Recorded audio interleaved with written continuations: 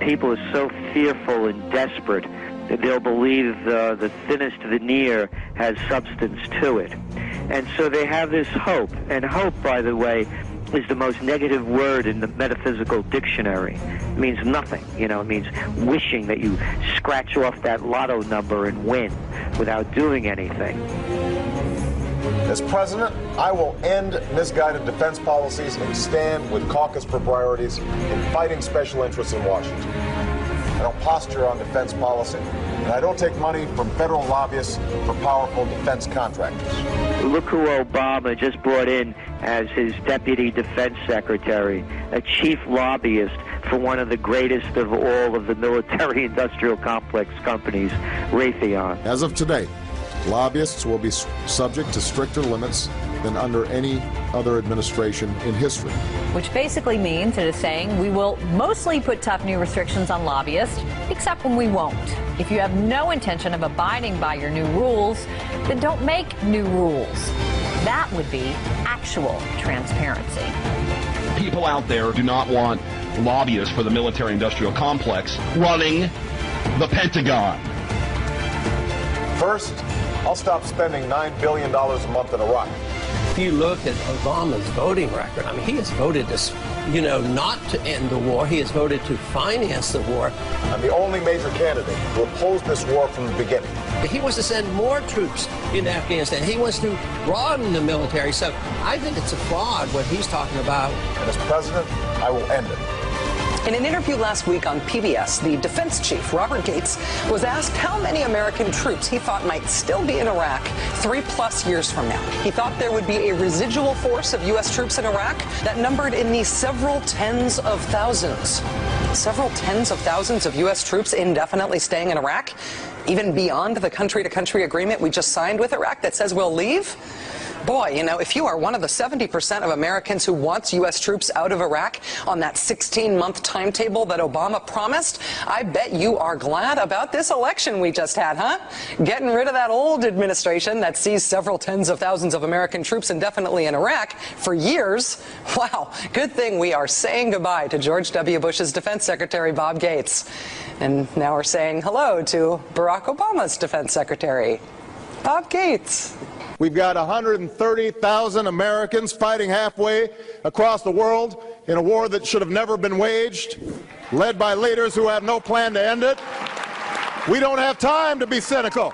The U.S. may try to get around the just signed requirement that U.S. combat troops be out of Iraqi cities by June of next year by massaging the meaning of the word combat. You ready? Quote, military planners are now quietly acknowledging that many troops will stay behind as renamed trainers and advisors in what are effectively combat roles. In other words, they will still be engaged in combat, just called something else.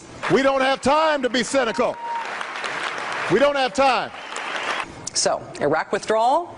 Not really a withdrawal. And as for Afghanistan, well, there's not even a semantic pretense of withdrawal plans there. A massive U.S. troop buildup is in the works, according to the Associated Press today. Quote, all told, the U.S. could nearly double its troop levels there to as many as 60,000, sending up to 4 combat brigades and thousands of support forces within the next year. I don't switch positions or make promises that can't be kept. Iran, Cuba, Venezuela, these countries are tiny compared to the Soviet Union. They don't pose a serious threat to us. Iran, they spend 1/100th of what we spend on the military. I mean, if Iran ever tried to pose a serious threat to us, they wouldn't stand a chance. Iran is a grave threat. It has an illicit nuclear program. It supports terrorism across the regions and militias in Iraq. It threatens Israel's existence. So let's recap here. Not withdrawal in Iraq, potentially doubling forces in Afghanistan. Oh, and there's also that escalating as yet undeclared war in Pakistan, where officials claim another U.S. drone killed at least 7 people today. This is the administration of a Democrat, said on his election form, Jimmy Carter. Trilateral Commission member, also Council on Foreign Relations. Democrats, and here's administrations, here's CFR, TC, Trilateral Commission, Council on Foreign Relations. This is more Jimmy Carter, more of the same organizations coordinating policy through this apparently elected administration. So then you get to 1980 and you think, oh, well, I'm fed up with them Democrats, and of course I'm in a democracy, and so therefore I can choose someone different because I want to change the policy, you know, and it's great being in the land of the free and all that. And so you choose Ronald Reagan. His chief advisors up there were David Rockefeller and Henry Kissinger, two of the great brotherhood manipulators of the 20th century. And then again, the names change in these various positions, but the coordinating bodies do not. CFR, TC, everywhere. More Ronald Reagan. Ronald Reagan was a non-member, but he didn't have to be, did he, Ron? He read the autocue, did as he was told, like they all do. But he was a member of other secret groups and, of course, Bohemian Grove, as we saw earlier. Again, here you have the ambassadors, the Congress, the State Department, CFR, TC. So then you move on to George Bush. So there again, another administration, different names, same coordinating bodies. More George Bush, same again. So then you get to, what is it, 1992, and you say, well, I'm fed up with them Republicans. They've had all these terms, and you know, with Reagan and Bush, and I think we ought to have a change. And so along comes Slick Will from the Windsor bloodline from Arkansas, and he starts saying that he stands for change and I stand for change and vote for me, we need change. That was his mantra throughout that election. Well, let's see how the change took place. Here's Bill, member of all of them, got the full set, and there again, different names. We're Democrat now because it says so. Same coordinating body, Bill Clinton administration again, same coordinating bodies.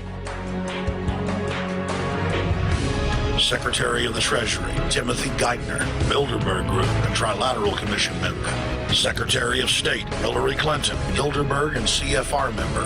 Ambassador to the United Nations, Susan Rice, Trilateral Commission. National Security Advisor, General James L. Jones, Bilderberg, Trilateral Commission and CFR. Deputy National Security Advisor, Thomas Donilon, Trilateral Commission, CFR. Special State Department Envoy Henry Kissinger, Bilderberg Group, Trilateral Commission, and CFR.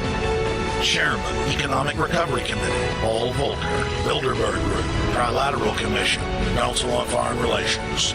Director of National Intelligence, Admiral Tennessee Blair, Bilderberg Group, Trilateral Commission, CFR. Secretary of Defense Robert Gates, Bilderberg Group, Trilateral Commission, CFR. Deputy Secretary of State, James Steinberg, Bilderberg Group, Trilateral Commission, CFR. State Department Special Envoy, Richard Haass, Bilderberg Group, Trilateral Commission, and President of the CFR. Obama Presidential Advisor, Alan Greenspan, Bilderberg Group, Trilateral Commission, CFR. State Department Special Envoy, Richard C. Holbrooke, Bilderberg, Trilateral, CFR. And the list goes on and on. Change means nothing. It's just a word, and it's a cliche. And just to repeat it has no meaning. What are you going to change? And I would argue, you offer no change. When the Messiah speaks, the youth will hear.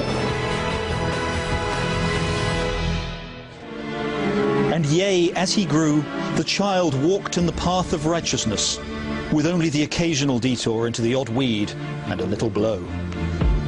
When he was 12 years old, they found him in the temple in the city of Chicago, arguing the finer points of community organization with the prophet Jeremiah and the elders. Thank you. He traveled fleet of foot and light of camel, with a small retinue that consisted only of his loyal disciples from the tribe of the Media. Now you listen here. He's not the Messiah. He's a very naughty boy. Sorry ass motherfucker got nothing on me, right? Nothing.